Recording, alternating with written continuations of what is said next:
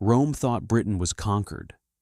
Then they flogged a queen, dragged her into the open, and violated her daughters in front of her people. They thought it would break her. Instead, it created something far worse. Within weeks, entire Roman cities would be burning, tens of thousands would be dead, and one woman would come closer than anyone ever had to driving Rome out of Britain. Her name was Boudica. It started with a lie. Rome didn't just conquer lands, they controlled kings, wealth, and power. Boudica's husband, Prasutagus, had tried to play their game. When he died, he left his kingdom half to Rome, half to his family. A compromise, a way to survive. But Rome doesn't share power. They took everything. Roman officials stormed through Iceni lands, seizing property, calling in debts, stripping nobles of status. And when Boudica stood in their way, they made her a warning.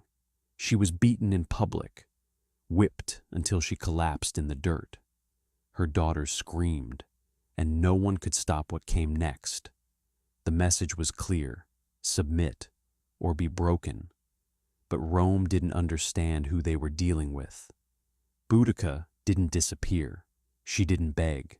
She rose. Word spread fast, through villages, across tribes, into places Rome thought it controlled. The Iceni weren't alone. The Trinovantes joined. Then others. Warriors came in waves, farmers, fighters, survivors, and at the center of it all stood Boudica, tall, fierce, unyielding. When she spoke, it wasn't quiet. It was fury, not just for herself, but for everyone Rome had crushed. And the crowd answered her, not with fear, but with a roar. And the first place they turned that rage was a Roman city that never had a chance. Camulodunum, a Roman colony, a symbol of occupation. Statues of emperors stood tall, watching over a city that believed it was untouchable. It wasn't ready. When Boudica's army appeared on the horizon, it was already too late. There were no walls strong enough, no reinforcements close enough. Panic spread through the streets. Then came the fire. Flames climbed buildings as people ran. Some trampled, others cut down before they could escape. Temples collapsed, homes turned to ash. A Roman relief force tried to intervene. They were wiped out, completely. For the first time in years, Rome wasn't in control, and Boudica wasn't done. The Roman governor, Suetonius Paulinus, was far away when it began. By the time word reached him, one city was gone, and another was next. He moved fast, but not fast enough. Because Boudica's army wasn't slowing down, it was growing. Every victory brought more warriors, more anger, more momentum.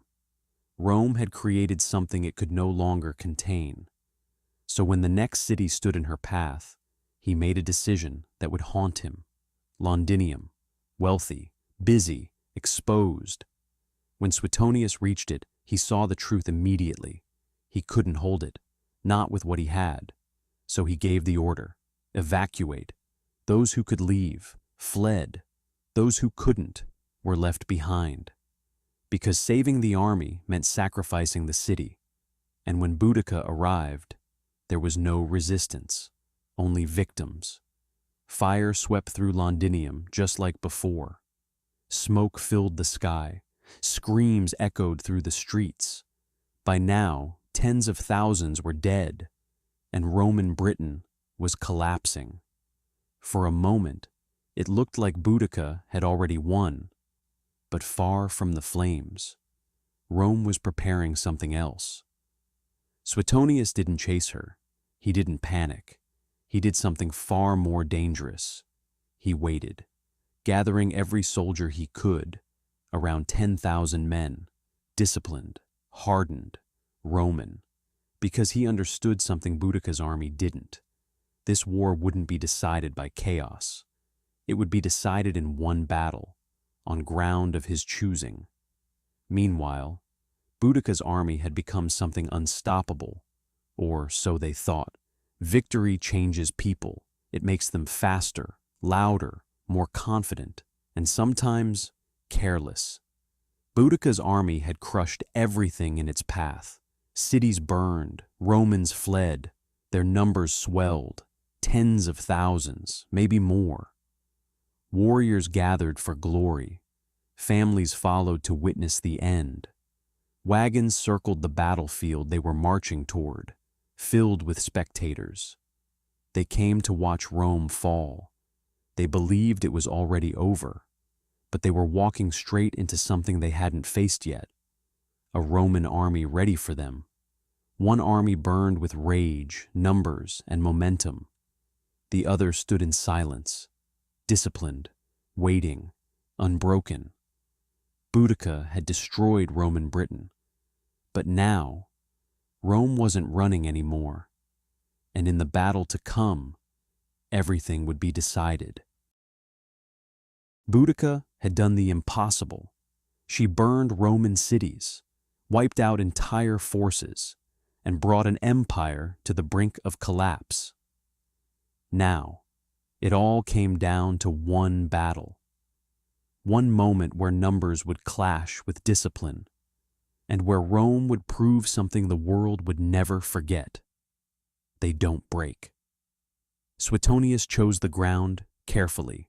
A narrow battlefield, dense forest behind him, open ground ahead, no way to be surrounded, no way for Boudica's massive army to use its full strength. It was the perfect killing ground. His men stood in formation, tight ranks, shields locked, silent, around 10,000 Romans, against a force that dwarfed them. Across the field, Boudica's army gathered, tens of thousands strong, warriors shouting, weapons raised. Behind them, wagons circled the battlefield, families watching, expecting victory.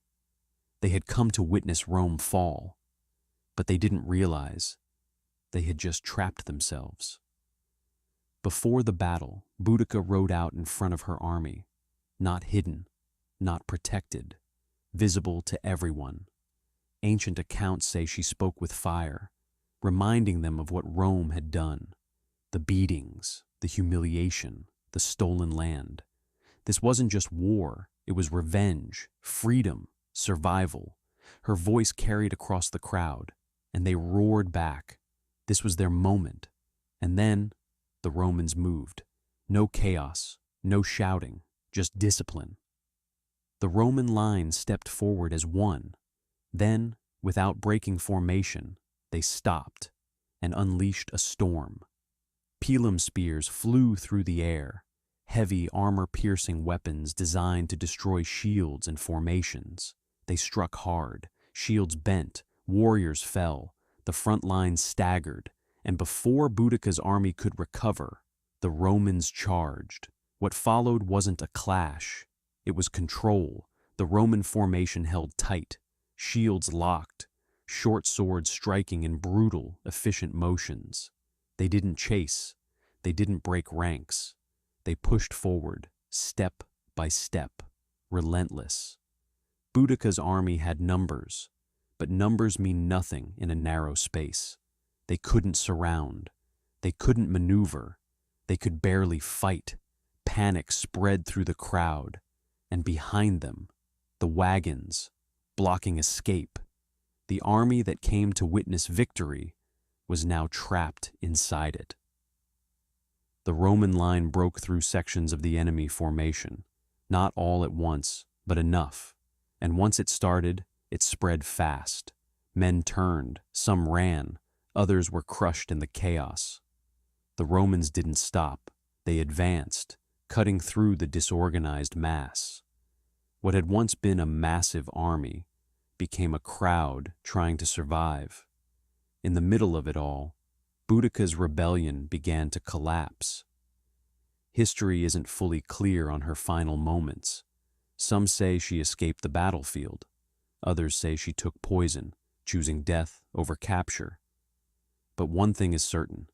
After that battle, She was gone, and without her, the rebellion fell apart. Rome had nearly lost Britain. Entire cities burned, tens of thousands dead. But in the end, they did what they always do. They adapted, they endured, and then they crushed their enemy completely. The aftermath was brutal. Reprisals swept across the land. Rebellion was no longer an option. Rome had made its message clear. You can rise against us, but you will not win. For a moment in history, Rome wasn't in control. A queen from the edge of their empire brought them to the brink. She burned their cities, shattered their confidence, and forced them to fight for survival. She didn't win, but she proved something that outlived her. Even the greatest empire in the world can be shaken. And that's why, thousands of years later, we still remember her name, Boudica.